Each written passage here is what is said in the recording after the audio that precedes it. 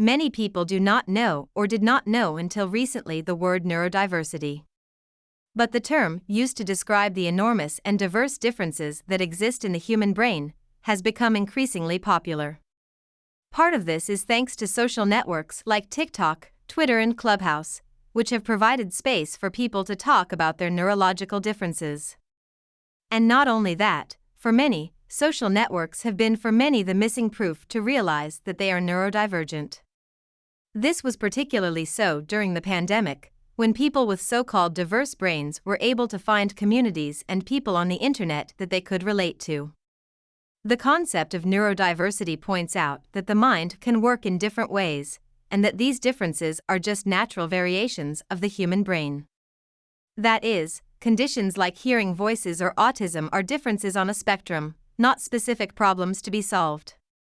Lawrence Fung, director of Stanford University's Neurodiversity Project, defines this concept as follows: it's just a way of describing that our brains are different and, like any human being, it won't be good at everything. Fung says he believes it may be harder for some people to recognize or accept the differences that happen in the brain.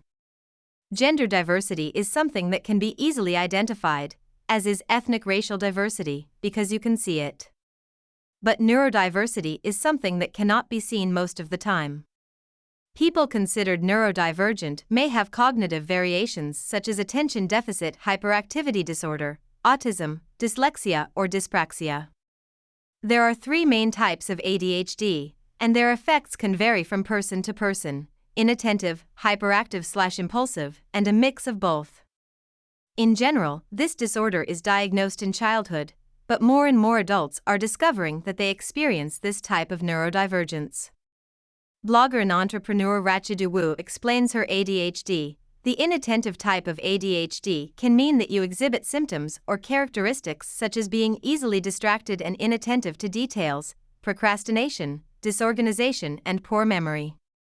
The hyperactive impulsive type of ADHD shows traits of impulsiveness and ease of interrupting people. I have a mixed type of both. And I'm also very creative and good at solving problems.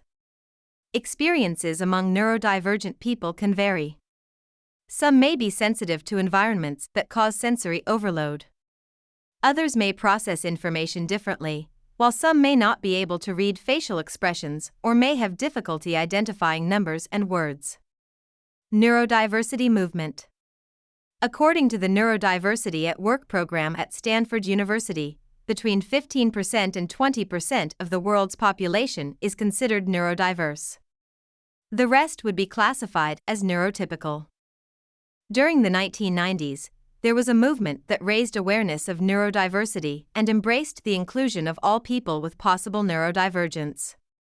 The term neurodiversity was coined by Australian sociologist Judy Singer in her 1998 thesis to promote equality and inclusion for neurological minorities. Today, neurodiversity is seen as a social justice movement and has become even more popular. Research and education are increasingly important in the way certain neurological disabilities and conditions are viewed. Complicated diagnosis. This growing movement has helped raise awareness of neurodiversity, but many people still struggle to be diagnosed and supported. Rosie Thomas is 33 years old and lives in Berlin. She was diagnosed with ADHD in 2020 during the COVID-19 pandemic. She later decided to become a tutor, and today she works to support others like her. For 3 decades, I literally thought I was like a total Martian. I didn't think anyone else was like me, Thomas told the BBC. I was accompanied by a psychiatrist, who said that all these things I was struggling with were symptoms of depression. I knew I wasn't depressed, and now I know they were examples of executive dysfunction. Executive dysfunction refers to the range of cognitive, emotional, and behavioral difficulties that commonly occur after injury to the frontal lobes of the brain. Rosie saw a video on TikTok of a 40-year-old woman with ADHD who described symptoms that resonated in her head. She Googled ADHD in adult women and found that it matched most of the character traits described. It was then that she diagnosed herself as having ADHD. I read and cried. It was like reading my diary. Stanford University's Fong explains that the formal diagnostic process varies widely around the world and can be quite expensive. Therefore, many people do not follow this formal path, but the expert points out that there are significant benefits to seeking professional help. The potential concern here is that sometimes there are sites that diagnose people based on what the parameters say, but it's actually not as simple as a site diagnosis. For example, people on the autism spectrum sometimes have stereotyped behaviors, such as repetitive behaviors, and this can be confused with the obsessive behaviors in obsessive-compulsive disorder. If you have a misdiagnosis, then you're basically going down the wrong path, and that's why it's more helpful, if you suspect or if someone suspects, to have a diagnosis with a neurology specialist, he says. People on the autism spectrum, for example, sometimes have stereotyped behaviors, such as repetitive actions, but they can be confused with the obsessive behaviors of obsessive-compulsive disorder. According to Fong, if the diagnosis is made incorrectly, then the person basically goes down the wrong path. Therefore, says the specialist, if you have any suspicion about yourself or someone else, seek specialized neurological care. Support on social networks. But this type of diagnosis and medical follow-up is not accessible to many people in different parts of the world. And because of these obstacles, many people like Rosie Thomas are turning to social media for help. This is the case of Lyric Holmans, a 35-year-old woman who lives in Texas and has self-diagnosed with autism. YouTuber and lifestyle and neurodiversity blogger, she tells the BBC that she discovered being on the spectrum at age 29 through social media communities. She started the hashtag #AskingAutistics to help people ask questions about this disorder. Holmans says this hashtag is important because it allows you to ask just about anything you want to know of people with different experiences of autism. Identity is invisible, especially if there is no language to explain that life experience, she says. It is really very difficult to quantify these experiences if there is no image of people like you. According to her, with each question asked, soon several people start interacting with each other, sharing experience, helping each other and helping others to ask for help. While social media is making it easier for people to get support, women are still less likely to be formally diagnosed. Often, doctors and other mental health professionals ignore or don't know how to correctly identify your symptoms.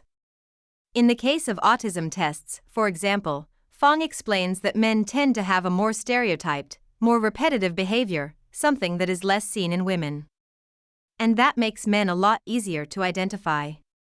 In his research, the Stanford University researcher found much more camouflage in women on the spectrum compared to men. Camouflage is the use of strategies to disguise autistic characteristics and compensate for social difficulties associated with them. These strategies can be used consciously or not.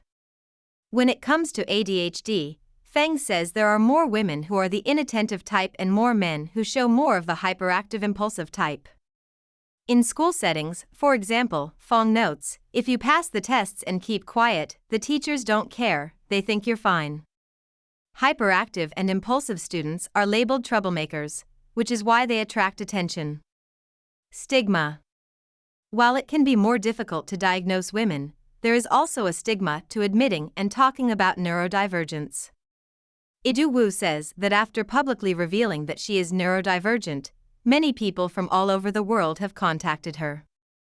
In addition to receiving messages from women, he also had many black men come forward to say they felt neurodivergent.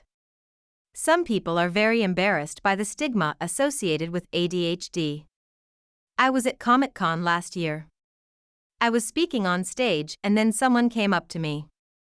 I think I was in my mid-40s, and they said, I was diagnosed after reading your blog, I'm autistic. Ratch was also diagnosed during the pandemic and considered social media essential tools to face the condition.